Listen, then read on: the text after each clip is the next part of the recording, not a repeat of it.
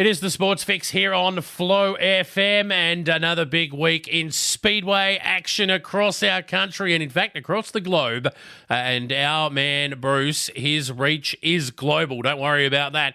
He joins me on the line right now. Bruce, how are you, mate? Not bad there, Jason. Yes, I was said to have a long reach when I played a bit of footy, and I think there was a bit of fat in that reached a bit too. Well, but, yeah. you have gone global. They're listening to you in the States, Texas. We've got racing there to talk about a little bit later on in the program. We won't get ahead of ourselves though, but let's go down and start in South Australia. It's not your home patch, but it's close enough. Mount Gambier, Borderline Raceway and Speedway down there. They had a meet over the weekend, didn't they? Yeah, they had a bit of a meeting down there, and it was the huge South Australian Super Sedan title. And it was an absolute ripper of a race. I've seen a bit of the finish online, and it was an absolute thriller.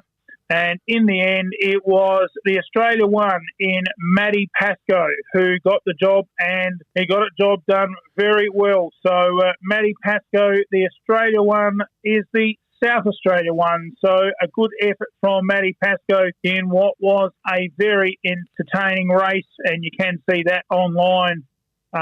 It is an absolute thriller. So you could just Google SA Super Sedan title, and it should come up with a video of the finish. And it was just an absolute brilliant finish in that one, Matty Pascoe. Good stuff. All right, let's move to Premier Speedway, Warrnambool. What happened there? Well, that was a good night's action down there for the 360 Sprint Car Triple Crown Series and round one. And racy little track down there. They've changed all the soil down there from the clay to the black clay, so it's a really different looking raceway. We've been down there a couple of times since, of course, over the Australia Day weekend with the Classic, and racy little venue there now, and just starting to settle in that track. And Brett Milburn was the winner in this A-Main with the VA29, not his customary car. Normally drives the V68. A good win to Brett Milburn in the VA29 from Michael Tancredi in the V29 and Scott Endell in the S11. Now, you might think I'm getting confused there. Well, that's because VA29 and V29, the numbers have stretched out across Victorian sprint cars. So hence they start on 101. Well, VA, they start doubling up the letters. So a good win there to Brett Milburn from Tancredi and our own Mount Gambier champion, Scotty Endell, who's probably at the moment trying to switch the helmet for a set of footy boots, because he also plays in the Western Border Footy League. So good luck to Scotty Endell. Just wouldn't want to try and get too much damage up to the body when you've got to drive a sprint car. So, a good performance there by Endell out of Mount Gambier. Good stuff. All right, we'll head north now to Archerfield Racing there last weekend. How did it go? Yeah, that was in the East Coast Logistics Sprint Car Series, round 12, and it was a good win to someone different in Ryan Newton, taking the checkered flag in the Q66 from the veteran Kevin Titman in the Q59 and South Australia's own Brock Hallett. Well, the car is registered in South Australia. He's residing now in Portland. So a good third place there to Brock Hallett from Adam Butler and the experienced Brian Mann, and our man who we tipped last week, Aaron Kelly, in sixth place. So we didn't do too well there with the tip. Stephen Lyons in the Q83, flying up there from Mount Gambier and piloting the Horrell Motorsport entry down the list a bit in about ninth place. So Lyonsy a little bit to work on there, but a good win to Ryan Newton up there, mate, in the Archfield Speedway East Coast Logistics Round 12 Series. Beautiful. Back down south now to Latrobe. Racing there across the weekend. How did that go? They had the Latrobe 410 sprint car meet down there at the magnificent little Latrobe Speedway. Looks like a magnificent little track. Got to get down there one day and have a look. And it was our man Nick Penno, who's had a great season with about 3 or 4 feature wins in the T48. So, of course, a couple of guns not so really down there on the mainland at the moment in Jock Goodyear and Tate Frost. And, of course, Hutchins, Timmy Hutchins. So it just opens it up for those second-tier drivers. And Penno's just been dominating down there this year in the T48. He got the points from and the chocolates from Nathan Hearn in the T45. And in third place, Adam Alexander in the T16. So really not a bad meeting down there with a good influx of cars, about 15 racing. And big thanks to the Bricknells who supply us with a bit of information on our little page, Local Sprint Car Photography and Media. Good stuff. All right, let's head west to Perth. Plenty of racing there, and I believe a bit of controversy in some of it, but all reports, some good racing amongst it as well. Well, there was some real hard racing, we'll just put it, and it was a magnificent Gold Cup over there at the Perth Motorplex at Kwinana. And look, a magnificent venue, one of the best in Australia. And it was Callum Williamson in the W3 who's had a fantastic season. I think that's about his sixth A-main win. And he's just rocketing that W3 along and getting another victory from Tasmanian Jock Goodyear, who, as we said a couple of weeks ago, got a month's contract in the W17 of the Monty Motorsport entry. And so good to see Jock up there in the top three on the podium. Chris Coyle, a good run in the W79 to get third place from Dane Kingshot in the W2, the Cricky car, and Brad Meola in making the top five up in the W77.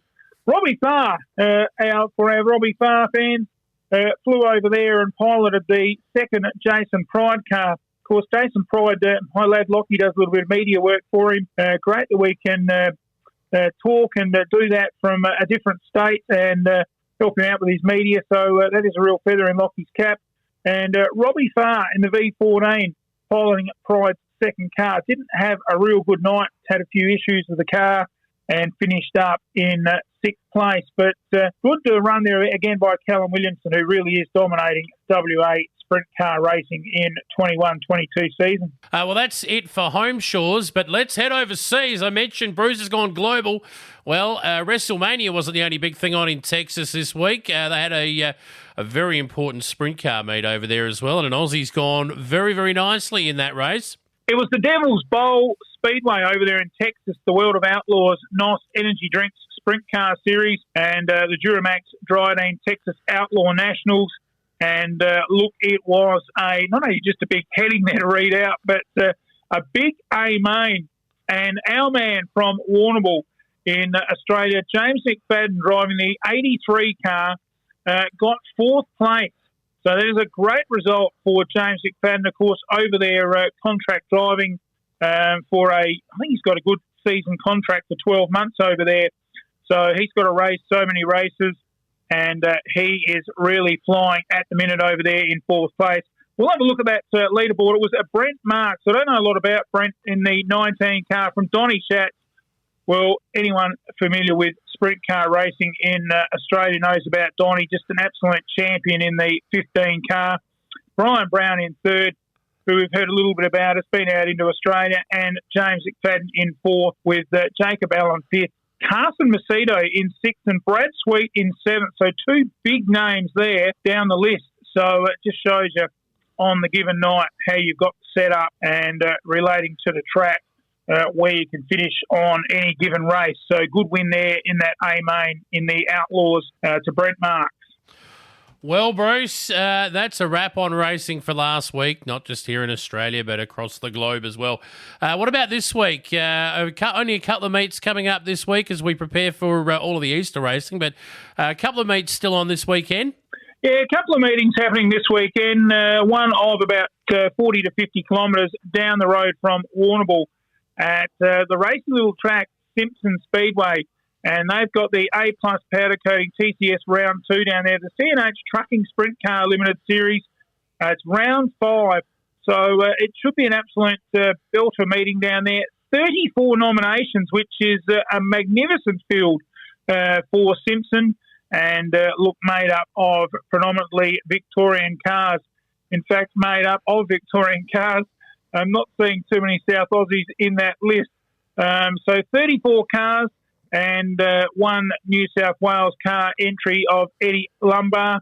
But should be some good racing down there in this class with the likes of Brett Milburn coming off that good victory last week. You've got Matty Reid in good form, and you throw in guys like Michael Tancredi, Grant Anderson, contract driving the V11, back into this lower CC class.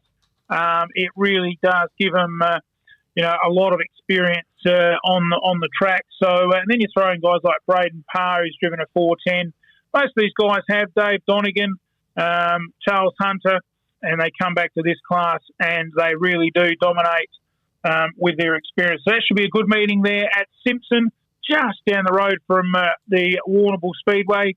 Looking forward to those results coming through next week. Good stuff, mate. And, of course, Archerfield as well.